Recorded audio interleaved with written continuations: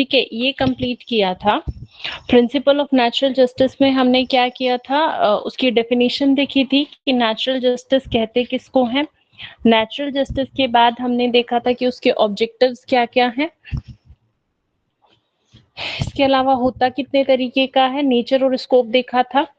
ठीक है, अब यहाँ हमने जो मेन तीनों प्रिंसिपल्स हैं प्रिंसिपल ऑफ नेचुरल जस्टिस के, ऑडियो ऑल्टरम पार्टम यानी कि रूल ऑफ हियरिंग, नेमो जुडिक्शन कॉजस हुआ, इट मींस कि रूल अगेंस्ट बायस और स्पीकिंग ऑर्डर, ये तीनों हमने कंप्लीट कर लिए थे। ठीक है, उसके बाद एक और प्रिंसिपल हमारा आता है, वैसे जो आज तक कभी भी एग्जाम में ना पूछा नहीं गया है, बट फिर भी नॉलेज के लिए मैं आपको बता देती हूँ, doctrine of legitimate expectation. Doctrine of legitimate expectation, देखो डॉक्ट्रिन ऑफ लेजिटिमेट एक्सपेक्टेशन का मतलब क्या होता है। सबसे पहले तो बिल्कुल ही सिंपल से शब्दों में मैं आपको बता दूं कि डॉक्ट्रिन ऑफ लेजिटिमेट एक्सपेक्टेशन का जो मतलब होता है ना, जब कोई भी अथॉरिटी भी कौन सी, पब्लिक अथॉरिटी आपसे कोई भी प्रॉमिस कर या पहले से कोई चीज चली हुई आ रही होती है, ठीक है, तो कोई भी पर्सन एक सिंपल वे में, या मैं कहूँ कि किसी भी व्यक्ति की एक एक्सपेक्टेशन हो जाती है कि हाँ ये तो चलेगा ही चलेगा। फॉर एग्जाम्पल मान लो एक सेकेंड, हाँ, तो डॉक्ट्रिन ऑफ लेजिटिमेट एक्सपेक्टेशन मैं आपको बता रही थी।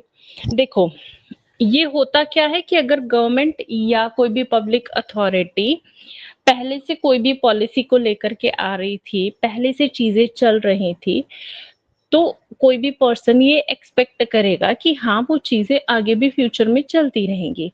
ठीक है, जैसे कि एग्जाम्पल अगर मैं दूं तो सपोज अगर गवर्नमेंट आपको ये कहती है कि भाई जो भी स्टूडेंट्स हैं, ठीक है, अगर उनको वो उन्होंने 90% सपोज वो स्कोर करते हैं, तो गवर्नमेंट उनको क्या देगी, स्कॉलरशिप देगी।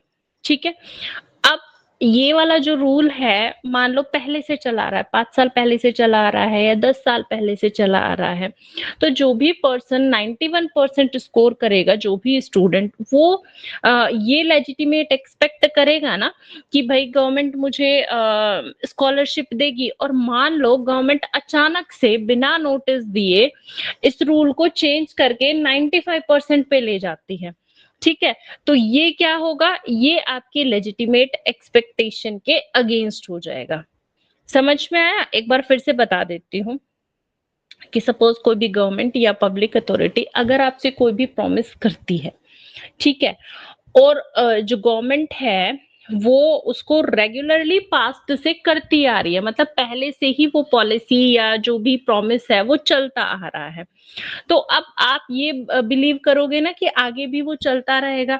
तो अगर गवर्नमेंट बिना कोई एक्सप्लेनेशन दिए, बिना कोई प्रॉपर रीजन के, है ना, इलीगल तरीके से उस पॉलिसी को हटा देती है या खत्म कर देती है, तो आपकी लेजिटिमेट एक्सपेक्टेशन यही होगी कि भाई ये चीज होनी चाहिए थी, अचानक से आपने कैसे कर दी। हालांकि ये कोई लीगल राइट नहीं होता या कोई भी लीगल रूल नहीं होता है, गवर्नमेंट अगर चाहे तो अपनी पॉलिसीज में चेंज कर सकती है, लेकिन अगर पहले से कुछ है तो थोड़ा सा उसको एक्सप्लेनेशन देगी या समय देगी कि भाई आगे से 6 महीने के बाद जाएगी, ये किसी पर्टिकुलर ग्राउंड पे ये पॉलिसी खत्म की जा रही है, तो उसको हम कहते हैं डॉक्ट्रिन ऑफ लेजिटिमेट एक्सपेक्टेशन। समझ आया? हेलो, यस मैडम, ठीक है। है ना जी। ये वैसे कहीं पे भी एग्जाम में नहीं पूछा गया है, आज तक तो आया नहीं है, पर मैंने नॉलेज के लिए आपको बता दिया है। इसमें अगर आप चाहें तो यहाँ पे जो पहला इंडियन केस था डॉक्ट्रिन ऑफ लेजिटिमेट एक्सपेक्टेशन से रिलेटेड, वो था state of Kerala versus KG Madhavan Pillai. State of Kerala versus KG Madhavan Pillai, 1988। 1988। Ma'am इस केस में स्टेट बसेज ऑफ केरला का नाम पहले आ रहा है, तो क्या ये गवर्नमेंट ने ही केस कर दिया क्या इसमें? नहीं, ऐसा नहीं होता। गवर्नमेंट ने केस नहीं किया, गवर्नमेंट के अगेंस्ट ही है, ये आगे पीछे हो जाता है, इसका कोई वो नहीं है। मेरा इसका कोई रूल नहीं है ना जो वर्सेस करते हैं, ना ऊपर नीचे ना कुछ ना भी कर सकते हैं। ना ना ना ना जनरल रूल तो यही होता है कि वर्सेस करके जो राइट साइड में होता है वो डिपेंडेंट ही होता है, बट यहाँ ऐसा कुछ नहीं है, तो एडमिनिस्ट्रेटिव अथॉरिटीज के अगेंस्ट में है। ओके। ठीक है। यहाँ पे एक्चुअली ये एक स्कूल से रिलेटेड था कि पहले उसको एड दे दी गई, 15 दिन बाद में उस पे सैंक्शन लगा दिया गया, तो रिस्पोंडेंट ने इसको चैलेंज किया कोर्ट में कि भाई ये हमारे प्रिंसिपल ऑफ नेचुरल जस्टिस का वायलेशन है, तो कोर्ट ने इसको वायलेशन ही माना। दूसरा केस है Food Corporation of India versus Food Corporation of India versus Kamdhenu cattle feed industries. Kamdhenu cattle feed industries 1993।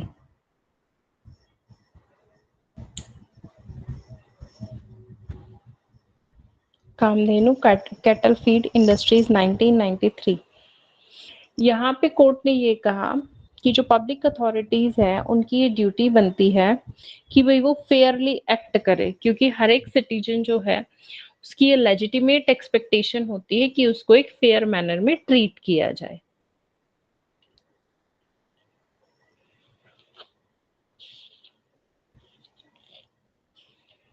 अच्छा, अब ये जो डॉक्ट्रिन ऑफ लेजिटिमेट एक्सपेक्टेशन है उसके लिए सर्कमस्टांसेस क्या होती हैं, मतलब किस तरीके से ये फॉर्म होता है डॉक्ट्रिन ऑफ लेजिटिमेट एक्सपेक्टेशन, इसको एक्सप्लेन किया गया circumstances for the formation of legitimate expectation.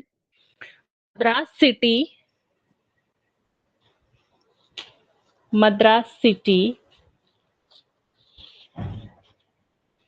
Wine merchants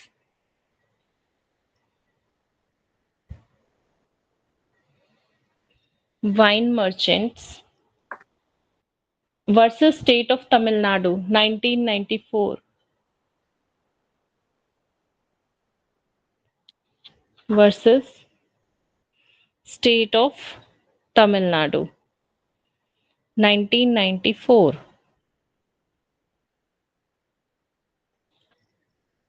ठीक है, तो सुप्रीम कोर्ट ने ये कहा कि ये कहाँ पे फॉर्म होगा लेजिटिमेट एक्सपेक्टेशन, जहां पे कि जो एडमिनिस्ट्रेटिव बॉडी है उसने कोई भी प्रॉमिस किया है या कोई भी रिप्रेजेंटेशन किया है, और जो भी प्रॉमिस अथॉरिटी ने किया है वो बहुत ही क्लियर था, अनएम्बिगुअस था। ठीक है, और जो अभी एग्जिस्टेंस में है कंसिस्टेंट प्रैक्टिस, अगर जो अभी एग्जिस्टेंस में है, ठीक है, वो पास्ट की जो पॉलिसी थी या पास्ट की जो प्रैक्टिस थी उसके कंसिस्टेंस है, जिसके कारण कोई भी पर्सन ये रीजनेबली एक्सपेक्ट करता है कि भाई उसको सही तरीके से या पुराने वाले तरीके से डील किया जाए। अब इसमें कोर्ट क्या कर सकती है? ठीक है, पहली बात तो जो लेजिटिमेट एक्सपेक्टेशन है, अगर मैं इसको बहुत ही सिंपल मैनर में समझाऊं कि ये कब फॉर्म होता है, तो ये फॉर्म कब होता है? पहली चीज, जहां पे गवर्नमेंट ने आपके साथ कोई प्रॉमिस किया है। दूसरा रीजन होता है जहां पे कि गवर्नमेंट पहले से ही कुछ चीजों को रेगुलरली करती आ रही है, जैसे मैंने आपको एक स्कॉलरशिप का एग्जांपल दिया कि भाई पहले से ही 90% अबव स्टूडेंट्स को स्कॉलरशिप मिलती आ रही है। तीसरा, जहां पे पर्सन बिलीव करता है कि भाई ये आगे भी कंटिन्यू रहेगा और उस बिलीफ पे रिलाय करता है, उस जगह पे ये doctrine of legitimate expectation form हो जाता है। अब कोर्ट इसमें क्या कर सकती है? वैसे तो ये कोई लीगल राइट नहीं होता, लेकिन कोर्ट पूछ सकती है गवर्नमेंट को या जो पब्लिक अथॉरिटीज हैं उनको कि भाई आप एक्सप्लेन करिए आपने अपने डिसीजन को चेंज क्यों किया। ठीक है, अगर कोर्ट को लगता है कि अनरीजनेबल है या कुछ लेक्यूना है तो कोर्ट पूछ सकती है कि why you changed your decision government से या पब्लिक अथॉरिटीज से। दूसरा, गवर्नमेंट से पूछ सकती है कि क्या आपने जो एक प्रॉपर प्रोसेस होता था उसको फॉलो किया है या नहीं किया है।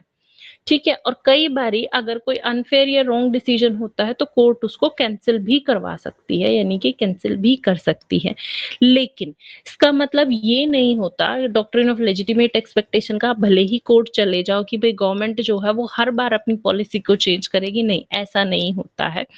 यहाँ ये डॉक्ट्रिन सिर्फ वहीं पे एक्ट करता है जहां पे कुछ भी अनफेयरली हुआ है या एकदम सडनली हो गया, अचानक से हो गया या बिना किसी एक्सप्लेनेशन के हो गया है। ठीक है, और वो भी उस जगह पे जहां पे कि जो लोग हैं वो अफेक्टेड होते हैं। ठीक है, तो वहां ये चीज एप्लीकेबल होती है, अदरवाइज ये doctrine of legitimate expectation applicable नहीं होता है। अब ये भी जो होता है ये दो तरीके का होता है doctrine of legitimate expectation, procedural और सब्सटैंटिव। प्रोसीजरल जहां पे कि कोई भी पर्सन एक्सपेक्ट करता है कि भाई कोई भी चेंज होने से पहले फेयर हियरिंग होगी या कंसल्टेशन किया जाना चाहिए, उसको हम प्रोसीजरल बोल देते हैं। सब्सटेंटिव बोलते हैं कि अगर लगातार मतलब आपको कोई भी किसी भी पॉलिसी से कंटिन्यूअसली आप बेनिफिट ले रहे थे और वो एकदम से रुक गया तो उसको हम सब्सटेंटिव बोलते हैं। इसका अगर मैं बिल्कुल रीसेंट एग्जांपल दूं लेजिटिमेट एक्सपेक्टेशन का, तो देखो अगर आपके नोन में कोई हरियाणा एडीए की तैयारी कर रहा हो तो आप उसमें क्या देखोगे कि एकदम रिसेंटली पेपर का सिलेबस चेंज कर दिया गया। ठीक है, नोटिफिकेशन के अंदर ही सिलेबस को एकदम से चेंज कर दिया गया, ना तो कोई पहले नोटिस दिया गया और ना कुछ किया गया। इवन दो एडीए का पेपर है, एडीए का मतलब होता है अटॉर्निंग district sorry assistant district attorney. ठीक है, अदर स्टेट्स में कहीं पे उसको एपीओ कहा जाता है, कहीं पे उसको एडीए कहा जाता है, कहीं पे उसको असिस्टेंट प्रोसिक्यूशन ऑफिसर, मतलब अलग अलग नाम है, एपीपी बोला जाता है।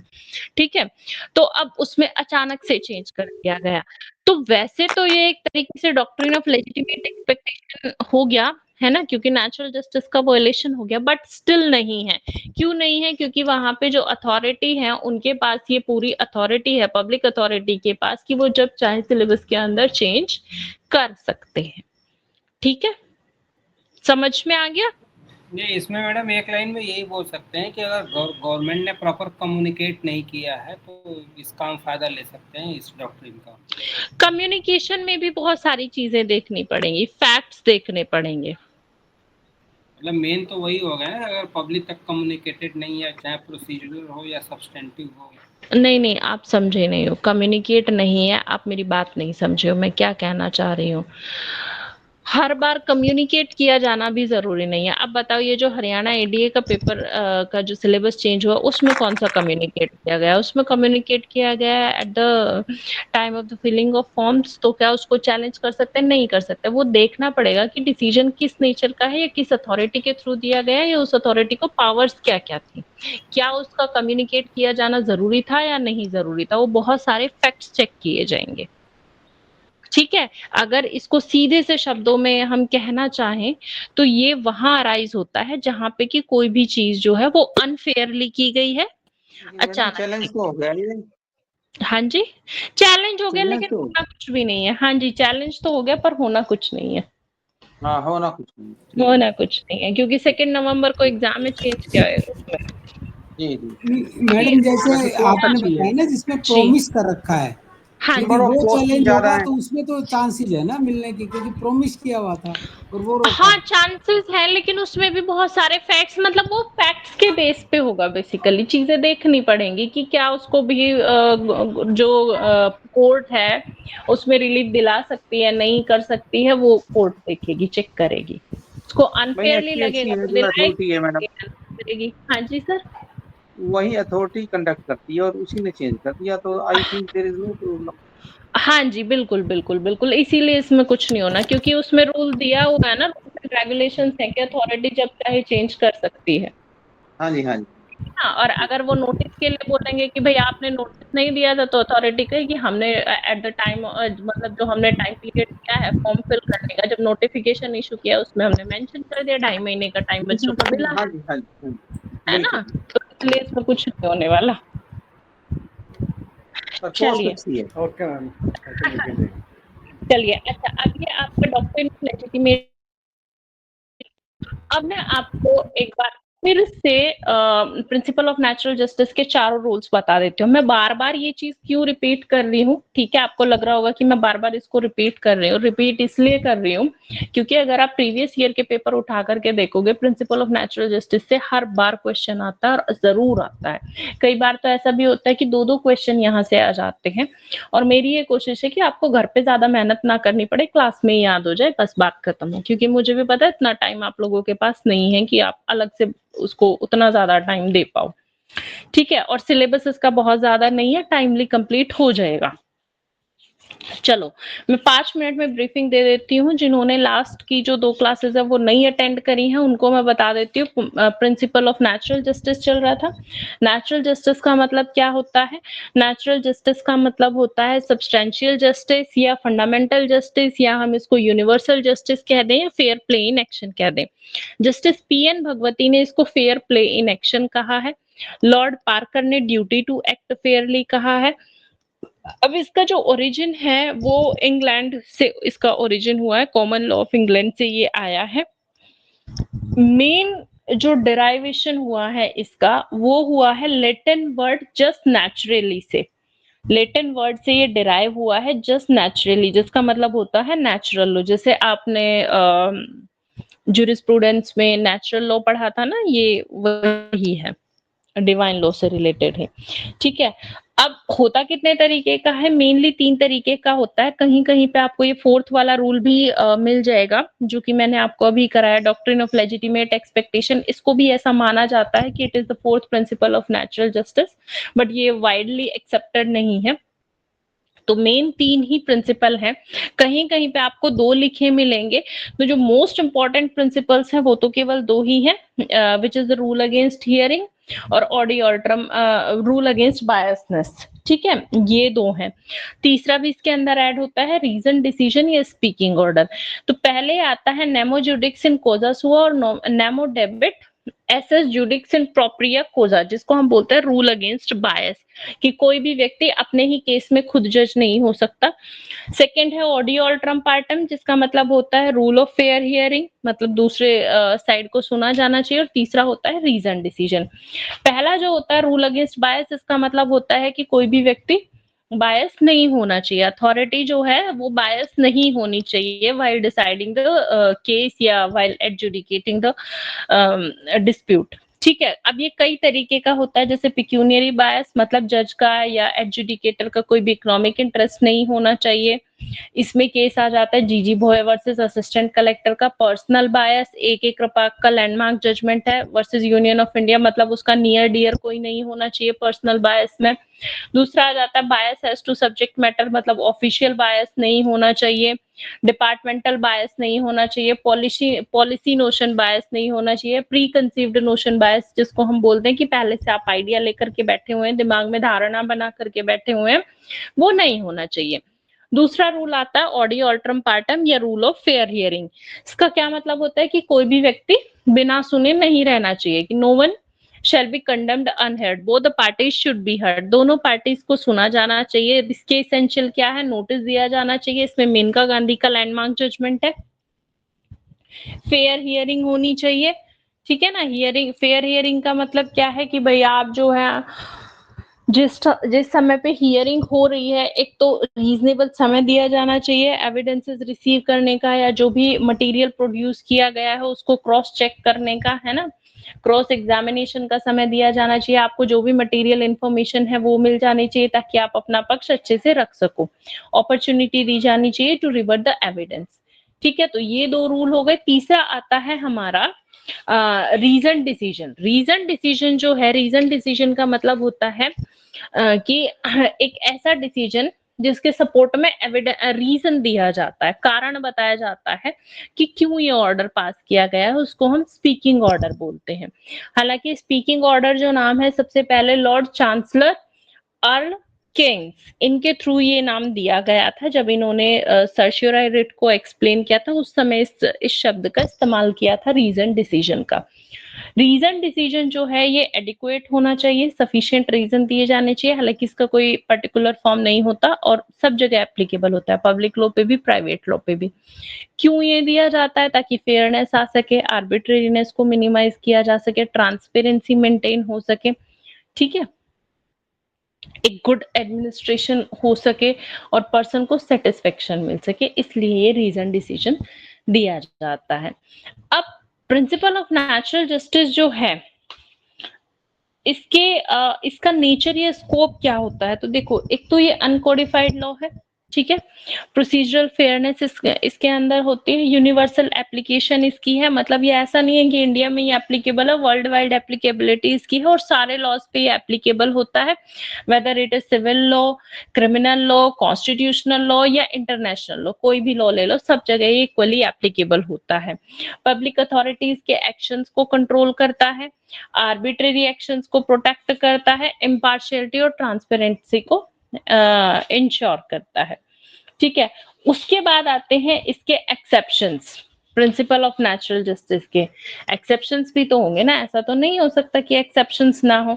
एक्सेप्शन क्या है? एक्सेप्शन है एक तो डॉक्ट्रिन ऑफ नेसेसिटी या और एब्सोल्यूट नेसेसिटी, जहां नेसेसिटी हो जाती है वहां पे हम प्रिंसिपल ऑफ नेचुरल जस्टिस को इंट्रोड्यूस नहीं करते हैं या नहीं मानते। सिचुएशन ऐसी अराइज हो गई कि तुरंत एक्शन लेना है, समय नहीं है हमारे पास।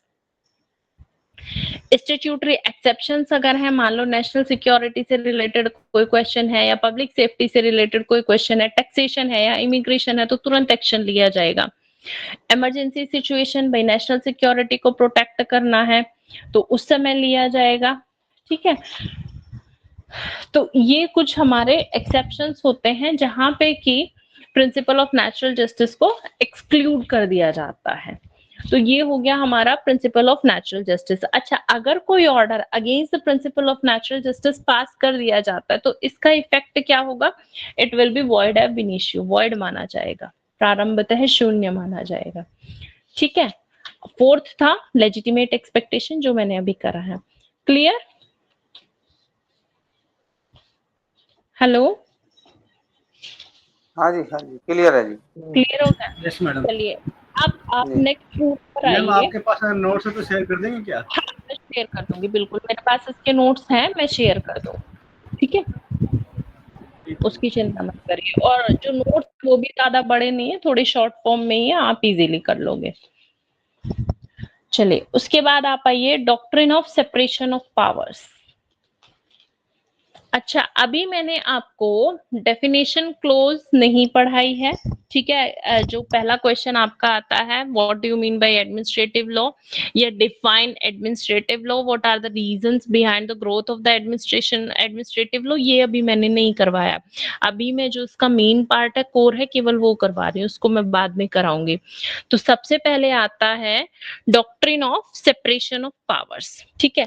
देखो, मैंने जब बिल्कुल फर्स्ट क्लास ली थी तो आपको ये बताया था कि जो एडमिनिस्ट्रेटिव लॉ है ना, उसके कुछ पिलर्स हैं, ठीक है, जिनके ऊपर वो खड़ा हुआ है। जिसमें पहला पिलर था हमारा प्रिंसिपल ऑफ नेचुरल जस्टिस। अगर उसको हटा दिया जाए, अब आपने वो पूरा पढ़ लिया, अब सोचो अगर हम प्रिंसिपल ऑफ नेचुरल जस्टिस को एडमिनिस्ट्रेटिव लॉ से बाहर कर दें तो क्या एडमिनिस्ट्रेटिव लॉ का कोई अस्तित्व बचेगा? नहीं बचेगा, है ना। प्रिंसिपल ऑफ नेचुरल जस्टिस बाहर हो गया तो एडमिनिस्ट्रेटिव लॉ में क्या बचा कुछ? दो मैम नहीं बचा ना। तो पहला पिलर हमारा था प्रिंसिपल ऑफ नेचुरल जस्टिस, दूसरा हमारा आता है doctrine of separation of powers, जिसको मैं आपको अब करवाऊंगी। Doctrine of separation of power, देखो किसी भी डेमोक्रेटिक कंट्री का ये भी एक पावरफुल एलिमेंट होता है। Last time rule of law बोला था। रूल ऑफ लॉ भी है, अभी रूल ऑफ लॉ भी मैं आगे करवाऊंगी, पहले मैं doctrine of separation of power बता रही हूँ। रूल ऑफ लॉ भी इसके अंदर आता है। देखो 3 पिलर मेन हो जाते हैं, एक तो आपका प्रिंसिपल ऑफ नेचुरल जस्टिस हो गया, दूसरा doctrine of separation of powers हो गया, और तीसरा रूल ऑफ लॉ हो गया। ठीक है, रूल ऑफ लॉ से पहले मैं आपको सेपरेशन ऑफ पावर्स करा रही हूँ। देखो सेपरेशन ऑफ पावर्स का जो कॉन्सेप्ट है, ये एक या सेपरेशन ऑफ पावर्स जो एलिमेंट है, ये एक बहुत ही इंपॉर्टेंट एलिमेंट होता है किसी भी डेमोक्रेटिक कंट्री में। अब इसका मतलब क्या होता है सेपरेशन ऑफ पावर का? पावर्स को सेपरेट कर देना। ठीक है, सेपरेट कैसे कर देना? जैसे हमारे यहाँ भी इंडिया में क्या है कि जो लेजिस्लेचर है, लेजिस्लेटिव बॉडी अलग है, एग्जीक्यूटिव बॉडी अलग है, और जुडिशियरी अलग है। यानी कि जो इंडियन सिस्टम भी है ना, 3 पार्ट्स में डिवाइड है, लेजिस्लेटिव, जुडिशियरी और एग्जीक्यूटिव। ठीक है, अब ये जो तीनों पार्ट्स हैं, यानी कि तीनों जो ब्रांचेस हैं या तीनों जो ऑर्गन्स हैं, दे आर सेपरेटेड। वो तीनों ही सेपरेटेड हैं और फ्री हैं। सेपरेशन ऑफ पावर के अंतर्गत यही कहा जाता है कि जो लेजिस्लेचर है वो एग्जीक्यूटिव का काम नहीं करेगा, जुडिशियरी लेजिस्लेचर का काम नहीं करेगी, और एग्जीक्यूटिव इन दोनों का काम नहीं करेगा। अब इनके काम क्या होंगे सेपरेशन ऑफ पावर्स में? तो देखो सेपरेशन ऑफ पावर गवर्नेंस की मैकेनिज्म को बताता है कि भाई आपने ये कहा कि गवर्नेंस को 3 ब्रांचेस में डिवाइड कर दिया या 3 ऑर्गन्स में डिवाइड कर दिया, लेजिस्लेचर, एग्जीक्यूटिव और जुडिशियरी, तीनों का अपना अपना एक दायरा बना दिया, एक फ्रेम कर दी उनकी पावर कि भाई लेजिस्लेचर का काम क्या होगा, लेजिस्लेचर अपना लॉ बनाने का काम करेगा, जुडिशियरी जो है वो एडजुडिकेशन का काम करेगी, और एग्जीक्यूटिव क्या काम करेगा? एग्जीक्यूटिव काम करेगा जो भी ऑर्डर दिया गया है, यानी कि लॉ जुडिशियरी ने बनाया, सॉरी लेजिस्लेचर ने बनाया, जुडिशियरी ने उसको क्रॉस चेक किया ठीक है या नहीं किया, नहीं ठीक है, अब उसको इम्प्लीमेंट करने का काम कौन करेगा? इम्प्लीमेंटेशन का काम करेगा एग्जीक्यूटिव। तो तीनों के अलग अलग पावर्स हो गई, तीनों एक दूसरे में मिक्स नहीं होती है। हालांकि अब यहाँ एक थोड़ा सा एक लक्यूना कहूं कि एक चीज है कि सेपरेशन ऑफ पावर्स तो इंडिया के अंदर है, doctrine of separation of power India के अंदर है, लेकिन यहाँ एब्सोल्यूट सेपरेशन ऑफ पावर नहीं है। एब्सोल्यूट सेपरेशन ऑफ पावर कैसे कि मतलब रिजिड नहीं है, उसको मैं अभी आगे एक्सप्लेन करूंगी। पहले हम आते हैं इवोल्यूशन के ऊपर, यानी कि doctrine of separation of powers का बैकग्राउंड क्या है। तो देखो ये जो कॉन्सेप्ट है इसको सबसे पहले डेवलप किया गया था एंशियंट ग्रीस में। ठीक है, एंशियंट ग्रीस में इसका डेवलपमेंट हुआ था। कैसे हुआ था? As a part of uncodified constitution of Romans.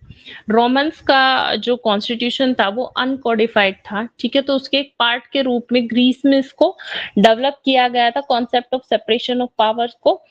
अब ग्रीक फिलोसफर थे और थिंकर एरिस्टोटल, इनका नाम आपने बहुत सुना होगा, जिसको हिंदी में अरस्तु बोलते हैं। सुना है ना अरस्तु का नाम?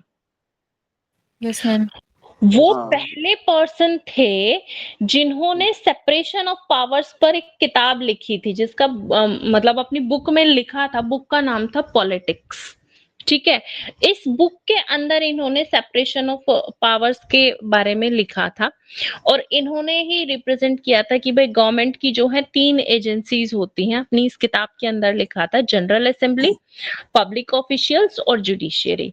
ठीक है, फिर एरिस्टोटल के बाद में 17th सेंचुरी में इंग्लिश फिलोसफर है जॉन लॉक, इसका भी नाम आपने सुना होगा। जॉन लॉक का नाम सुना था ना?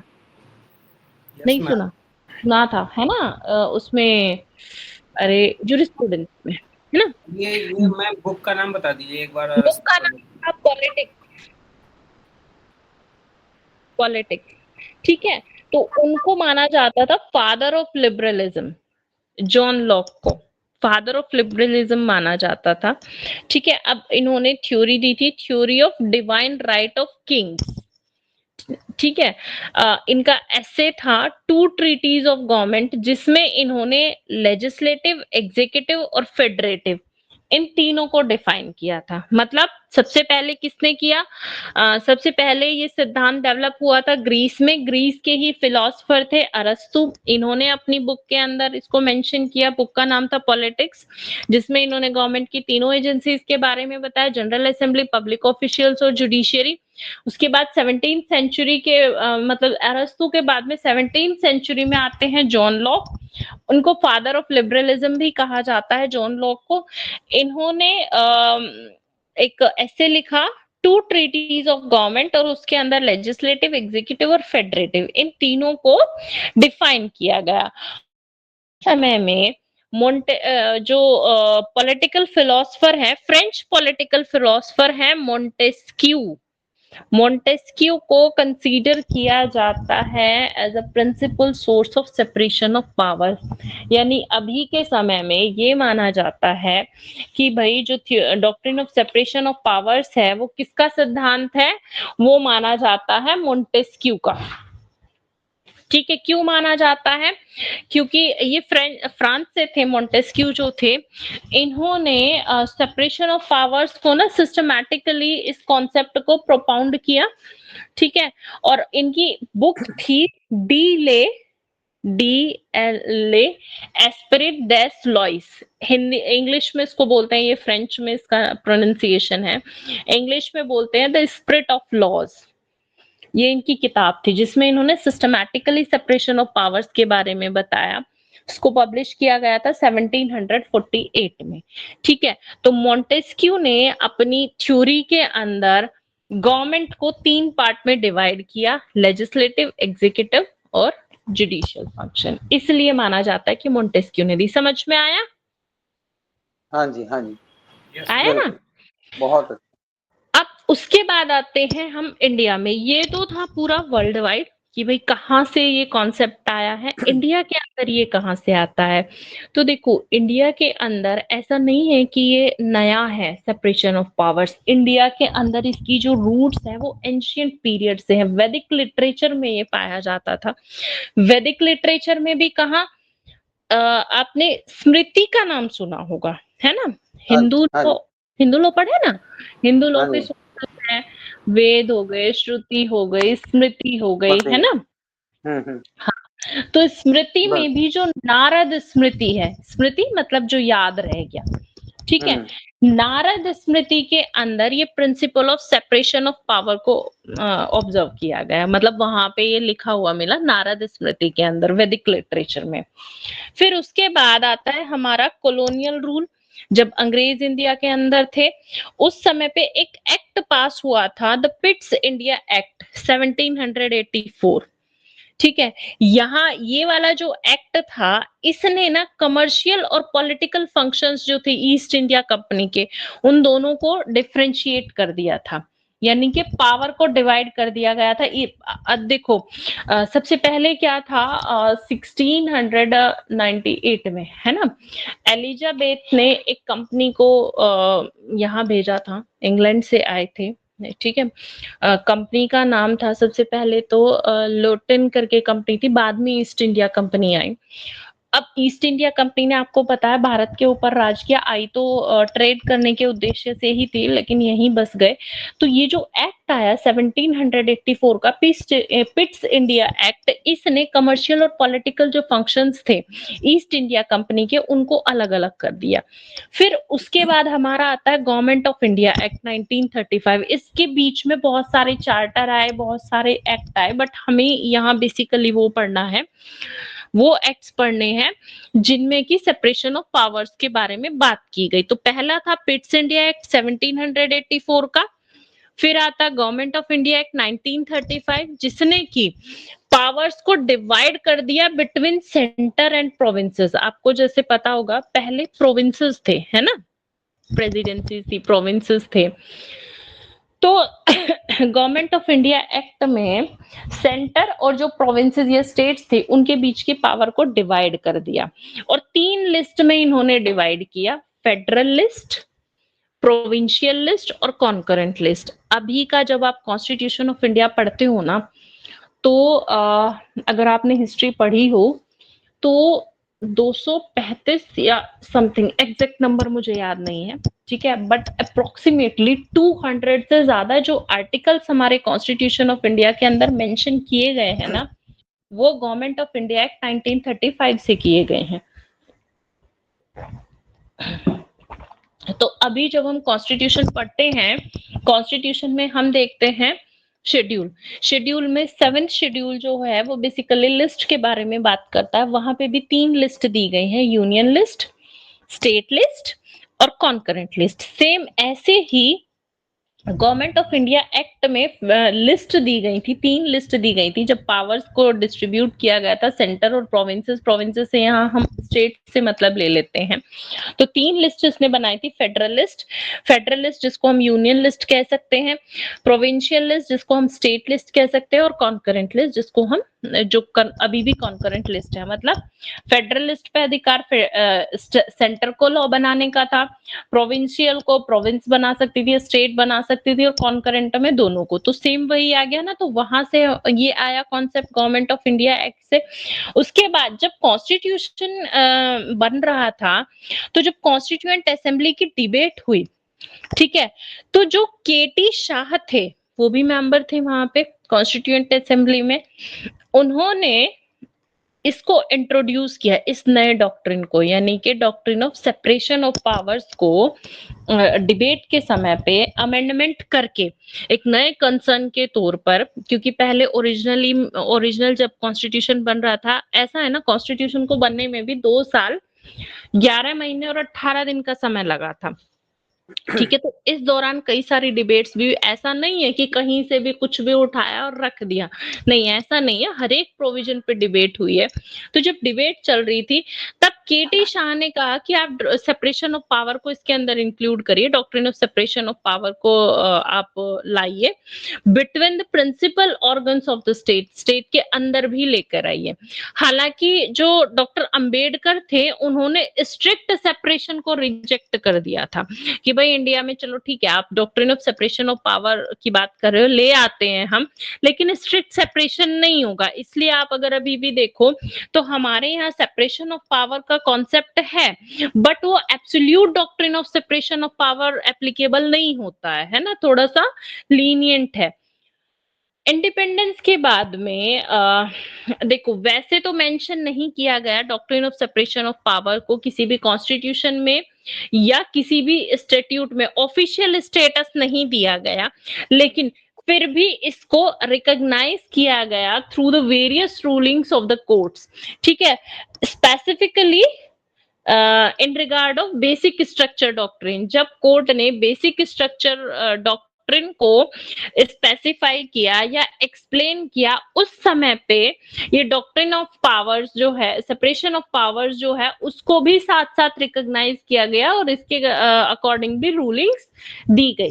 तो अगर कंक्लूसिवली मैं बोलूं तो doctrine of separation of power India के अंदर है, मेंशन है, जैसे आर्टिकल 50 है, आर्टिकल 50 भी कहता है separation of judiciary from the executive, लेकिन स्पेसिफिकली कहीं पे भी इसको ना तो डिफाइन किया गया है, ना कि इसको कोई ऑफिशियल स्टेटस दिया गया है, but still it is an inclusive form, ठीक है। ये फिर भी इंक्लूसिव फॉर्म में है, इंक्लूडेड है इंडियन कॉन्स्टिट्यूशन के अंदर, फिर भी ये है। इम्प्लाइड फॉर्म में हम इसको कह सकते हैं कि इम्प्लाइड फॉर्म में इसको इंट्रोड्यूस किया गया है, क्योंकि हमारे यहाँ पर भी पावर्स का सेपरेशन है, जुडिशरी, एग्जीक्यूटिव और लेजिस्लेचर। अब जैसा कि अंबेडकर जी ने पहले कहा था कि स्ट्रिक्ट नहीं होगा, तो भारत के अंदर स्ट्रिक्ट सेपरेशन नहीं है। कैसे नहीं है? देखो, लेजिस्लेचर जो है, जब कोई भी लॉ बनाता है, ठीक है, लॉ बना दिया, ठीक है जी, पार्लियामेंट में पास हो गया, तो क्या ऐसा है कि वो सीधे एक्ट इम्प्लीमेंट हो गया? ऐसा तो नहीं होता है, ठीक है। नॉर्मल प्रोसीजर तो ये है कि हाँ भाई, एक्ट अगर पास हो गया है तो उसकी डेट ऑफ इन्फोर्समेंट दे दी, उस समय से इन्फोर्स हो जाएगा। लेकिन यहाँ हमारी जुडिशरी रोल प्ले करती है। जुडिशरी ये चेक करती है कि जो भी एक्ट पास हुआ है या लॉ बना है, वेदर इट इज कॉन्स्टिट्यूशनल और अगेंस्ट द कॉन्स्टिट्यूशनल। अगर जुडिशरी को ये लगता है कि जो पर्टिकुलर लॉ बनाया गया है या पर्टिकुलर एक्ट पास किया गया है it is against the constitution, तो वो उसको वहीं पे ही अनकॉन्स्टिट्यूशनल डिक्लेयर कर देगी। यानी कि जुडिशियरी ने क्या किया, एक बैरियर लगा दिया, या हम कहें कि जुडिशियरी यहाँ पे चेक एंड बैलेंस का जो प्रिंसिपल है वो एप्लीकेबल करती है। मतलब उसकी पावर में दखलंदाजी हो गई ना, हुई कि नहीं हुई। अगर एब्सोल्यूट सेपरेशन होता तो फिर तो पार्लियामेंट कोई भी लॉ बनाता, कोई रोक ही नहीं सकता था, क्योंकि उसके दायरे में आता है लॉ बनाना। लेकिन यहाँ एब्सोल्यूट नहीं है, यहाँ जुडिशियरी उसको बीच में ब्रेक कर सकती है। दूसरा एग्जाम्पल अगर मैं दूं, हाँ, रिसेंटली अभी अडल्ट्री से रिलेटेड कॉन्सेप्ट था ना, अडल्ट्री को अनकॉन्स्टिट्यूशनल डिक्लेयर किया गया। अच्छा चलो अडल्ट्री छोड़ो, अडल्ट्री तो फिर भी बहुत पहले से था आईपीसी में, अब तो कर पूरा अडल्ट्री तो की जगह तो पूरा भारतीय न्याय संहिता आ गया, ये एग्जाम्पल नहीं लेते हैं। दूसरा एग्जाम्पल मैं आपको देती हूँ, 2014-15 में एनजेएसी आया था, नेशनल जुडिशियल अपॉइंटमेंट कमीशन करके आया था ना, एक्ट इम्प्लीमेंट हो गया था। आर्टिकल्स उसके आर्टिकल्स जो कॉन्स्टिट्यूशन ऑफ इंडिया है उसके अंदर उस पर्टिकुलर आर्टिकल को भी इंक्लूड कर दिया गया था, अमेंडमेंट पूरा हो गया था, ठीक है। लेकिन उसके बावजूद भी जब कॉन्स्टिट्यूशन जो जुडिशियरी ने यानी कि सुप्रीम कोर्ट ने जब उसको चेक किया तो सुप्रीम कोर्ट ने पूरे आयोग को ही अनकॉन्स्टिट्यूशनल डिक्लेयर कर दिया ना। तो यहाँ पे भी क्या हो गया, अगेन जुडिशियरी ने अपना दायरा एनक्रोच कर दिया है ना, मतलब पार्लियामेंट के दायरे में आ गई। दूसरा एग्जाम्पल है जुडिशियल एक्टिविज्म, जहां पे कोई लॉ पार्लियामेंट नहीं बनाती है, जुडिशियरी को लगता है कि नहीं पर्टिकुलर लॉ बनाया जाना चाहिए था या कुछ होना चाहिए था इस पर्टिकुलर चीज के बारे में, तो वहां जुडिशियरी एक्टिव होकर के अपने डिसीजंस के थ्रू गाइडलाइन इशू कर देती है। जैसे कि आपका एक एक्ट पास हुआ था, sexual harassment of women at work place 2013, ठीक है। 2013 में ये एक्ट पास हुआ, लेकिन 2013 से पहले क्या हुआ था, एक केस आया था Vishakha versus Union of India या Vishakha versus State of Rajasthan. उस केस के अंदर सबसे पहले सुप्रीम कोर्ट ने गाइडलाइंस इशू की थी regarding the sexual harassment of women at workplaces, ठीक है। तो सुप्रीम कोर्ट ने कहा था कि जहां पर भी फीमेल काम कर रही हैं, है ना, जो भी उनका वर्क प्लेस है वहां पे कमेटी बनाई जाएगी, उसमें एटलीस्ट एक लेडी होगी यानी कि फीमेल ऑफिसर होगी उस कमेटी के अंदर। और मतलब बहुत सारे हर जगह जहां पे भी जो भी ऑर्गेनाइजेशन है, इवन तो ये पब्लिक में ही नहीं प्राइवेट में भी कहा था कि जो भी ऑर्गेनाइजेशन है वहां पे एक पर्टिकुलर कमेटी बनाई जाएगी स्पेसिफिकली जो कि सेक्सुअल हैरेसमेंट से रिलेटेड इश्यूज को डील करेगी विमेन के रेस्पेक्ट में, ठीक है। तो ये ऐसा करके गाइडलाइंस इशू कर दी गई और ये पूरे भारत पर एप्लीकेबल हो गई थी। फिर इसको बाद में 2013 में एक्ट बनाया गया। दूसरा अगर मैं एग्जांपल आपको दूं तो D K Basu versus Union of India का केस था, जहां पे कि अरेस्ट से रिलेटेड गाइडलाइन दी। ललिता कुमारी का केस था, Lalita Kumari versus State of UP का लैंडमार्क जजमेंट आता है एफआईआर से रिलेटेड, वहां एफआईआर से रिलेटेड गाइडलाइंस दी गई। हालांकि अब बाद में जो हमारी नई बीएनएसएस आई है उन्हीं गाइडलाइंस के ऊपर वो जो गाइडलाइन दी थी ना कोर्ट ने, उन्हीं को आधार बनाया गया है एफआईआर से रिलेटेड जो प्रोविजंस दिए गए हैं कि भाई कॉग्निजेबल ऑफेंसेस में मैंडेटरी होगा एफआईआर को लॉन्च करना। कोई भी पुलिस ऑफिसर जो है वो ये नहीं कह सकता कि भाई हमारा जो पुलिस स्टेशन है उसका जुरिस्डिक्शन नहीं बनता, आप दूसरी जगह जाइए, नहीं एफआईआर लॉन्च करनी ही करनी होगी, चाहे उसको 0 नंबर दिया जाए, 0 एफआईआर बोलते हैं, ठीक है। तो ये सारी चीजें दी गई हैं। तो यानी कि भारत के अंदर एब्सोल्यूट सेपरेशन ऑफ पावर नहीं है। अब बताइए इतना समझ में आया या नहीं आया? बहुत अच्छा आ गया। आ गया मैडम। इसमें एक ये भी तो कह सकते हैं मैडम, जो जी एग्जीक्यूटिव को लेके प्रेसिडेंट के असेंट के बिना नहीं बनता, वो भी तो हम दे सकते हैं इसमें। हाँ वो भी आप दे सकते हो, बिल्कुल दे सकते हो, बिल्कुल दे सकते हो जी। अब उसके बाद आते हैं ऑब्जेक्टिव्स क्या है सेपरेशन ऑफ पावर्स के, है ना, उद्देश्य क्या है। तो देखो पहला एम जो होता है ना doctrine of separation of powers का, वो ये होता है कि आर्बिट्रेरीनेस को एलिमिनेट करना, ठीक है। और अकाउंटेबिलिटी को बढ़ाना, गवर्नमेंट की जो कि डेमोक्रेटिक फॉर्म ऑफ गवर्नमेंट है उसकी अकाउंटेबिलिटी को बढ़ाना है ना। उसको अकाउंटेबल आप कैसे करोगे जब पावर्स का सेपरेशन होगा? नहीं तो गवर्नमेंट क्या कहेगी, नहीं जी ये काम मैंने नहीं किया, इसने किया है, उसने नहीं किया, उसने किया है, ऐसे ही रह जाओगे। इसलिए सेपरेशन ऑफ पावर्स का होना जरूरी है ताकि गवर्नमेंट को अकाउंटेबल बनाया जा सके। दूसरा कारण ये है कि जितने भी गवर्नमेंट के जो डिफरेंट ऑर्गन्स हैं वो अपनी पावर को मिसयूज ना कर सके, क्योंकि कॉन्स्टिट्यूशन ने एक पर्टिकुलर लिमिट सेट की है हर एक ऑर्गन के लिए, बाउंड्री बनाई है गवर्नमेंट के हर एक ऑर्गन के लिए कि भाई वो अपनी बाउंड्री के अंदर रह करके ही अपने फंक्शंस को परफॉर्म करे। क्यों कॉन्स्टिट्यूशन का मैं नाम ले रही हूँ? क्योंकि इंडिया के अंदर कॉन्स्टिट्यूशन को ही अल्टीमेटली सोवरन माना गया है ना। वहीं से सारे एक्ट्स जो है अपनी पावर लेते हैं।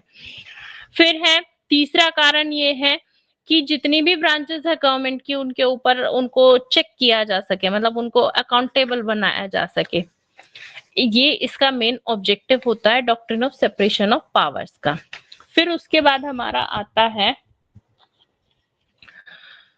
हाँ फिर आते हैं एलिमेंट्स क्या होते हैं सेपरेशन ऑफ पावर्स के। देखो सेपरेशन ऑफ पावर का मतलब मैंने आपको बता ही दिया, पावर्स का डिवीजन है, ठीक है। तीन ही एलिमेंट इसके अंदर होते हैं। लेजिस्लेटिव, गवर्नमेंट का जो लेजिस्लेटिव ऑर्गन होता है उसको हम रूल मेकिंग बॉडी बोलते हैं, यानी कि प्राइमरी फंक्शन लेजिस्लेचर का क्या होगा, लॉ को बनाना, है ना, to make the law for the good governance of a state. यहाँ इसके पास अथॉरिटी होगी कि वो जो भी एग्जिस्टिंग लॉ है उनके अंदर अमेंडमेंट कर सकता है ना, नए रेगुलेशंस को बना सकता है। रूल्स एंड रेगुलेशंस को बेसिकली होल्ड करने की पावर है पार्लियामेंट के पास, उसको बनाने की पावर है। फिर सेकेंड ब्रांच आती है एग्जीक्यूटिव। एग्जीक्यूटिव जो होते हैं ये हमेशा क्या काम करते हैं, जो भी लॉ बनाए जाते हैं स्पेसिफिकली बाय द लेजिस्लेचर, उनको इम्प्लीमेंट और इन्फोर्स कराने का काम होता है एग्जीक्यूटिव का। एग्जीक्यूटिव में हमारे कौन आ जाते हैं? देखो सबसे ऊपर जो आते हैं वो आते हैं president of India, head of the state उनको बोला जाता है ना।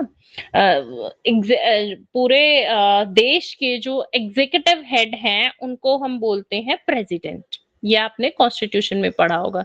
स्टेट के अंदर हम किसको मानते हैं? गवर्नर को मानते हैं, यानी कि प्रेसिडेंट और जो है वो हेड ऑफ द स्टेट हो गया, स्टेट से मतलब कंट्री का हो गया, और गवर्नर पर्टिकुलर स्टेट के हो गए। ये एग्जाम्पल है। तीसरा आता है हमारा जुडिशियरी। जुडिशियरी जो है, जुडिशियरी का काम क्या होता है? इंटरप्रिटेशन देना लॉ की, ठीक है। दूसरा इंडिविजुअल्स के राइट्स को प्रोटेक्ट करना, डिस्प्यूट्स को रिजॉल्व करना विद इन द स्टेट और इवन दो इंटरनेशनली, ठीक है। तो जुडिशरी का काम क्या हो गया? एडजुडिकेट करना, इन शॉर्ट एडजुडिकेट या जजमेंट देना। फिर उसके बाद आते हैं कि ये जो doctrine of separation of powers है, ठीक है, इसकी वजह से क्या होता है कि जो टाइम कंजम्पशन है वो डिक्रीज हो जाता है। चीजों को हम बहुत ही, जो स्टेट है वो अपनी चीजों को एफिशिएंटली कर पाता है, उतना ज्यादा समय नहीं लगता है। प्योरिटी और करेक्टनेस आ जाती है, क्योंकि हर कोई अपने फील्ड का एक्सपर्ट होता है तो उसको एक्सपर्टीज के तरीके से ही किया जाता है। वर्क का डिवीजन हो जाता है, ठीक है। वर्क का डिवीजन हो जाता है तो ओवरलैपिंग नहीं होती है चीजों की, ओवरबर्डनिंग नहीं होती है, क्योंकि अलग अलग ऑर्गन है वो अपना अलग अलग काम करते हैं। फिर उसके बाद आती है इसकी डिसएडवांटेज। हर चीज के प्रोस एंड कॉन्स दोनों होते हैं। सेपरेशन ऑफ पावर की कुछ डिसएडवांटेज भी है। डिसएडवांटेज क्या है? डिसएडवांटेज ये है कि सबसे पहले तो देखो, अगर एफिशिएंसी इंक्रीज होती है तो कई बार ओवरलैपिंग के कारण रिवर्स इफेक्ट भी पड़ जाता है, ठीक है। कई बार क्या होता है, अगर सीधे से शब्दों में कहूं तो ऑर्गन्स जो हैं वो आपस में फाइट भी करने लग जाते हैं कि भाई किसकी सुप्रीमेसी होगी किसके ऊपर। तो ये किसका डिसएडवांटेज है। दूसरा, कंपटीशन की संभावना बढ़ जाती है कि वो आपस में compete करने लगे, क्लैशेस बढ़ जाते हैं एक दूसरे के बीच में, डिले ऑफ प्रोसेस की प्रोबेबिलिटी बढ़ जाती है कि भाई चीजें जो हैं वो डिले हो सकती हैं। ये हो गए इसके डिसएडवांटेज। अगर इंडियन कॉन्स्टिट्यूशन के अंदर मैं बात करूं कि doctrine of separation of power के लिए स्पेसिफिकली कहाँ कहाँ हमें देखना पड़ेगा, तो एक तो है आर्टिकल 50, आप चाहे तो साथ में नोट कर लो। आर्टिकल 50 में तो स्पेसिफिकली कहा गया है कि भाई जो जुडिशियरी और एग्जीक्यूटिव है स्टेट्स के, वो दोनों सेपरेट रहेंगे। स्टेट इनकरेज करेगा the separation of judiciary from the executive in the state. Article 50 है 15 में। आर्टिकल 50 ठीक है। मैम यहाँ पे स्टेट का मतलब ये कंट्री है या स्टेट है? नहीं नहीं, राज्य है। कंट्री भी, हाँ कंट्री भी आएगा यहाँ पे, कंट्री से भी आप इसको ले सकते हो। ठीक है। उसके बाद आता है आपका आर्टिकल 245 245 ये पार्लियामेंट और स्टेट लेजिस्लेचर को अथॉरिटी देता है कि भाई जो पार्लियामेंट है वो सारे देश के लिए लॉ बना सकते हैं और स्टेट अपने स्टेट के लिए बना सकता है।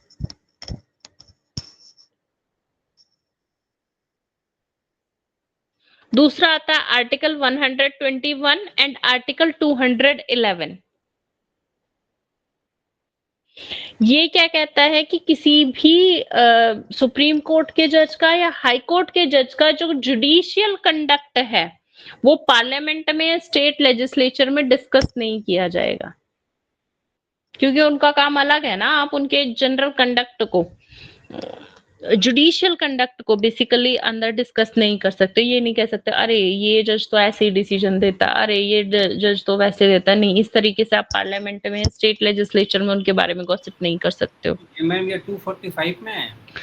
आर्टिकल 121 245 में तो सीधी सीधी पार्लियामेंट की पावर है लॉ बनाने की और स्टेट लेजिस्लेचर की। ठीक है। 245 में ये आप सेंट्रल स्टेट रिलेशन के नाम से देखोगे। ये जज का डिस्कस नहीं कर सकते। जज का आर्टिकल 121 में सुप्रीम कोर्ट के जज का कंडक्ट नहीं कर सकते हो, 211 में हाई कोर्ट के जज का जुडिशियल कंडक्ट। तो ये इम्पीचमेंट कैसे लाते हैं फिर जब डिस्कस नहीं कर सकते? मैंने कहा जुडिशियल कंडक्ट। इम्पीचमेंट किस बेस पे लाया जाता है? इम्पीचमेंट लाया जाता है प्रूव्ड मिसबिहेवियर और इनकैपेसिटी के बेस पे। ठीक है।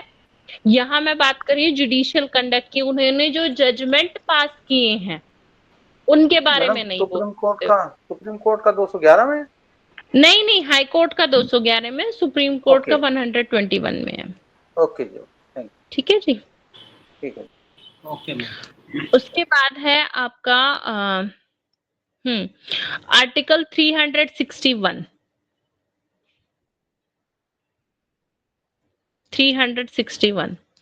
यहाँ पे प्रेसिडेंट और गवर्नर जो है ना, वो किसी भी कोर्ट में उनको अकाउंटेबल नहीं ठहराया जा सकता, उनके पर्टिकुलर और ड्यूटी से रिलेटेड या जो भी पावर एक्सरसाइज वो कर रहे हैं उससे रिलेटेड।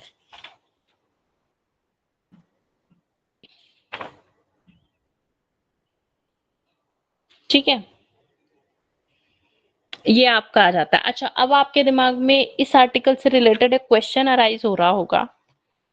क्या अराइज हो रहा होगा? अभी थोड़े दिन पहले तमिलनाडु में कंट्रोवर्सी हुई थी गवर्नर के साथ में। हाँ जी, हाँ जी।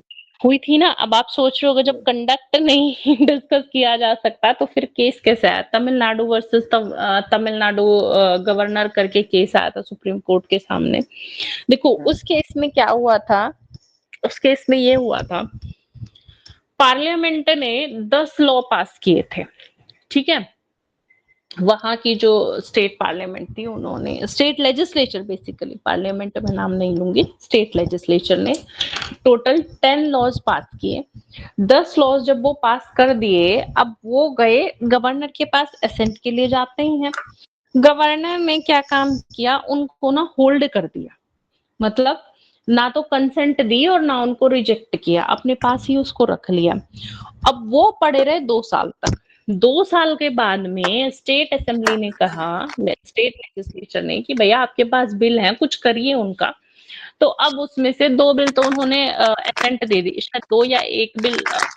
हाँ, हाँ मैं बता, एक बिल की तो उन्होंने एसेंट दे दी कि ठीक है इसको आप ले आओ, और 2 को क्या कर दिया, 2 को रिटर्न कर दिया स्टेट असेंबली के पास में। फिर इस बीच में गवर्नर जो थे वो चेंज हो गए, ठीक है, फिर दूसरे गवर्नर आ जाते हैं, दूसरे गवर्नर ने भी उसको ऐसे ही रख लिया। तो स्टेट लेजिस्लेचर ने कहा कि आपको हमने बिल दिया था एसेंट देने के लिए, 2 साल हो चुके हैं, आपने अभी तो कोई एक्शन नहीं लिया। तो अब गवर्नर ने क्या किया, ये बोल दिया कि भाई हमने जो मेरे पास जो बिल थे वो मैंने कंसिडरेशन के लिए कहाँ भेज दिए हैं, प्रेसिडेंट के पास भेज दिए हैं, ठीक है। प्रेसिडेंट के पास तब तक भेजे भी नहीं गए थे, तो वहां की जो लेजिस्लेचर थी उन्होंने क्या किया, उन बिल को दोबारा से एक स्पेशल सेशन बुलाया, ठीक है, और फिर से उसको पास करा दिया। अब आर्टिकल 200 जो है वो ये कहता है, क्योंकि कंट्रोवर्सी कहाँ से अराइज होती है, कंट्रोवर्सी मेन ये थी कि भाई क्या गवर्नर के पास ये पावर है कि वो इस बिल को मतलब रोक करके रख सकते हैं अनिश्चित काल तक के लिए, है ना, या अगर दोबारा से बिल पास हो गया है तो क्या वो फिर भी उसको रोक करके रख सकते हैं। इस क्वेश्चन को लेकर के सुप्रीम कोर्ट में जाया गया था, ना कि उनके कंडक्ट को डिस्कस करने के लिए, ठीक है। तो यहाँ मतलब ये हमारा आर्टिकल 361 से क्या है कि उनकी जो भी ड्यूटीज है उनके ऑफिस के बारे में बात नहीं की जाएगी, ठीक है, उनकी पावर्स के बारे में नहीं की जाएगी, या वो कैसे ड्यूटी परफॉर्म कर रहे हैं, बेसिकली परफॉर्मेंस ऑफ ड्यूटी के बारे में बात नहीं की जाएगी। लेकिन अगर कोई कॉन्स्टिट्यूशनल क्वेश्चन अराइज होता है तब हम सुप्रीम कोर्ट में उसके रिगार्डिंग भी जा सकते हैं। अब डिसीजन क्या आया, डिसीजन ये हुआ कि भाई देखो आर्टिकल 200 जो है वो ये कहता है कि अगर गवर्नर के पास में कोई बिल पहुंचा है एसेंट के लिए और गवर्नर ने उसको रख लिया अपने पास में, ठीक है, तो वो एक तो पहली बात तो ये है कि वो ज्यादा समय तक उसको होल्ड नहीं कर सकता है, तो वो एसेंट करेगा या डिसेंट करेगा।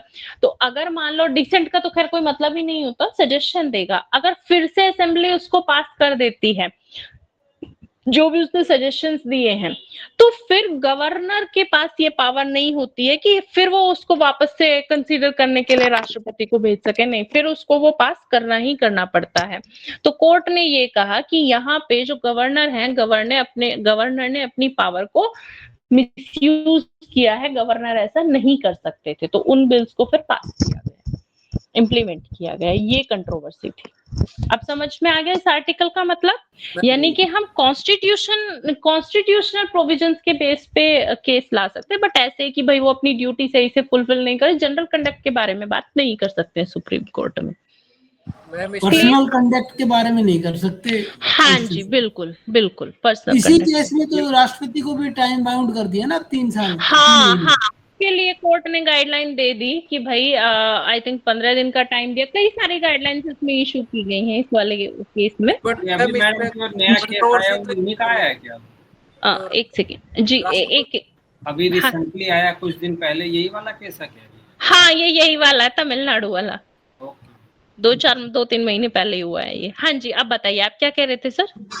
मैम मैं ये कह रहा था इसी केस में जो राष्ट्रपति की तरफ से उधर से भी सुप्रीम कोर्ट में कहा ना कि जो उनकी अपॉइंटिंग अथॉरिटी को ये डायरेक्ट नहीं कर सकते कि ये आपको कितने दिन में क्लियर करना है, वो हाँ जी, अभी सेटल नहीं हुए ना, वो तो चल रही है अभी, क्योंकि प्रेसिडेंट ही अपॉइंट करता है सुप्रीम कोर्ट के जो जस्टिसेस है।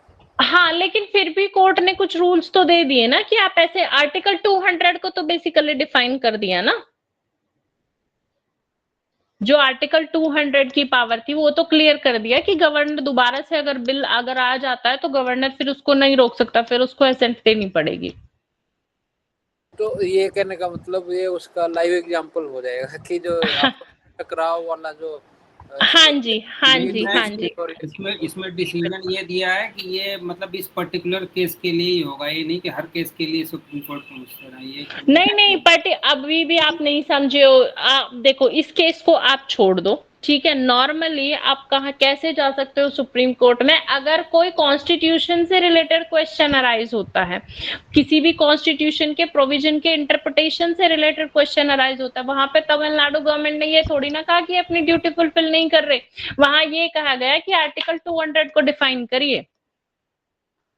ओके, ठीक है ना जी, कि भाई 200 का वायलेशन इन्होंने किया है। हो गया क्लियर मैं क्या कहना चाह रही हूँ? Yes madam, I think ma'am जी जी कैसे लोगों को बेनिफिट लेते हुए केरला ने भी कुछ अपना ऐसी कुछ पास किए थे। केरला का भी मैंने नहीं पढ़ा है, तो मुझे ये एकदम याद आया था, तो इसलिए मैंने आपको एग्जांपल दे दिया। ठीक है जी। उनके बिल डॉक्टर गवर्नर ने। जी जी। चलिए, अब ये हमारा केरला का डॉक्ट्रिन। भी ऐसा ही केस आया था मैडम, वो दोनों मिला के तो राय प्रेसिडेंट ने भेजा था फिर इनको। अच्छा, ये वो मैंने अभी नहीं पढ़ा था इसलिए। चलिए, अब यहाँ हमारा doctrine of separation of power जो है वो कंप्लीट हो गया। आज मैंने आपको 2 टॉपिक करा दिए हैं। Doctrine of legitimate expectation, paper में ये आज तक नहीं पूछा गया है, लेकिन अगर पूछा जाता है तो आई होप अब आप डिफाइन कर दोगे कि ये क्या होता है।